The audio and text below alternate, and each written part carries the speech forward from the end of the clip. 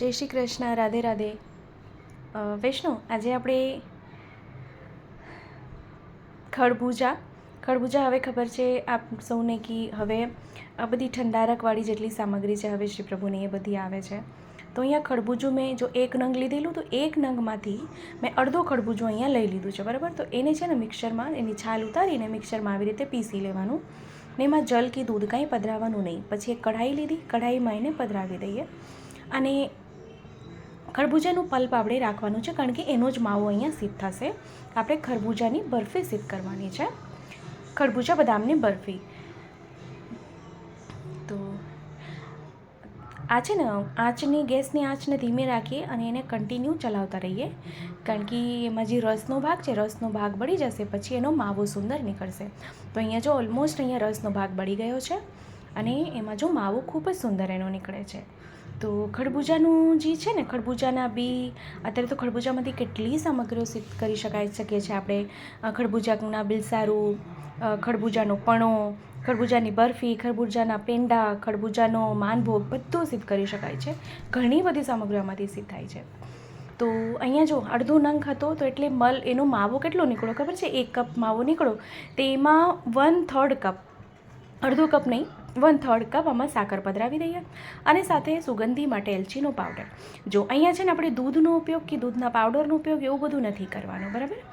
તો આમાં હવે બાઇન્ડિંગ માટે, જો આમાં બાઇન્ડિંગ કરવું છે તો ના કરવું હોય ને તો બી ચાલે, પણ હવે બાઇન્ડિંગ જો પહેલી વાર જે સામગ્રી કરતા હશે ને તો એને થોડીક મૂંઝવણ થશે કે એમાં બાઇન્ડિંગ નથી આવી રહ્યું. તો એના માટે શું કરવાનું? બદામ લીધી છે. બદામ કેટલી લેવાની ખબર છે? 15 થી 20 નંગ બદામ લઈ લેવાના અને એને ઝીણી ખમણી હોય ને ખમણવાનું છે, મિક્સર જારમાં પીસવાનું નહીં, એ હું આપને જણાવું. એને ખમણી લેવાની, એકદમ ઝીણી ખમણી, ખબર છે ને આપણે આદુ ખમણવાની ખમણી હોય છે, એનાથી ખમણી લેવાનું. કારણ કે શું છે, એનાથી એનું ટેક્સચર ખૂબ જ સુંદર આવશે. તો એ એમાં પધરાવી દઈએ તો એમાં છે ને સુંદર બાઇન્ડિંગ આવી જશે. તો જો અહીંયા લોયું છોડી દીધું છે આપણે, અહીંયા જો તો માવાનો ગોળો વળી ગયો છે, બરાબર. તો જો આનાથી છે ને આપ પેંડા બી વાળી શકો છો, લાડુ બી વાળી શકો છો અને બરફી તો થવાની જ છે. તો ગેસની આંચને બંધ કરી દીધી, સામગ્રીને લોયામાં જ ઠંડી કરવા રહેવા દઈએ, જ્યાં સુધી સામગ્રી એકદમ ઠંડી ના થઈ જાય ત્યાં સુધી. જો આમાં આપણે રંગનો કે કેસરનો કે કાંઈ જ ઉપયોગ નથી કર્યો, છતાં એનો રંગ ખૂબ જ સુંદર આવ્યો છે, ખૂબ સુંદર લાગે છે, શ્રી પ્રભુને સોહાય તેમ. અહીંયા મેં એક પ્લેટ લીધી, પ્લેટમાં નીચે ઘી લગાડ્યું અને ઘી લગાડીને ઉપરથી મિશ્રણને ઢારી દીધું. એકદમ જો હાથમાં બિલકુલ ચીપકતી નથી, બિલકુલ ચોંટતી નથી.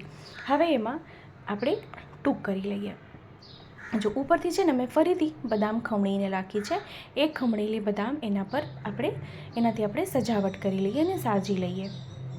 તો ખૂબ નવી રીતે આપણે અહીંયા ખરબૂજા એટલે શક્કરટેટીની બરફી સિદ્ધ કરી. આપ બી આ સામગ્રી સિદ્ધ કરજો, શ્રી પ્રભુને ધરાવજો અને હા, કમેન્ટ કરવાનું ભૂલશો નહીં. કમેન્ટ કરીને ચોક્કસથી જણાવજો કે વિડીયો આપને કેવો લાગ્યો છે. અને હા, આપણા ગ્રુપમાં શેર કરશો જેથી વધુથી વધુ લોકો સુધી વિડીયો પહોંચી શકે અને એને પણ વિડીયો ઉપયોગી થઈ શકે. ચેનલ પર નવા આવ્યા હોય તો ચેનલને સબસ્ક્રાઈબ કરશો, બેલ આઇકોન હિટ કરશો, જેથી જ્યારે બી કોઈ સામગ્રીનો વિડીયો મૂકું તો આપ સુધી નોટિફિકેશન આવી જાય. તો અહીંયા ખમણેલી બદામને અહીંયા આપણે સજાવટ કરી છે. હવે અહીંયા નાના નાના ટૂંક કરી લઈએ.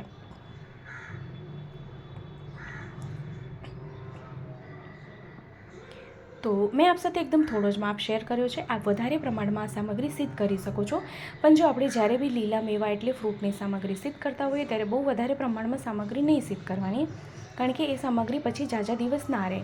કારણ કે કેવું છે, હવે ઉનાળો આવી ગયો છે ને, તો એટલે એને સ્ટોર કરવામાં તકલીફ પડે.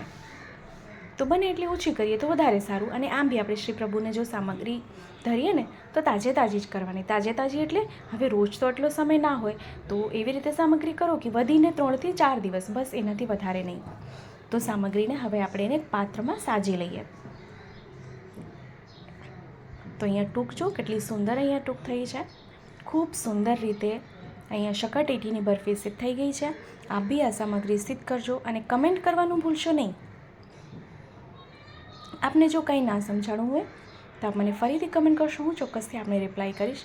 ફરીથી કહું છું, રિપ્લાય કરવામાં થોડુંક મોડું થાય છે, પણ જેવો મને સમય મળશે હું ચોક્કસથી આપને રિપ્લાય કરીશ.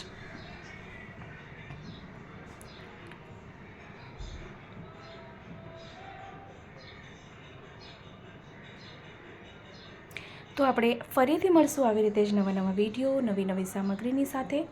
ત્યાં સુધી આપ સૌને મારા જય શ્રી કૃષ્ણ.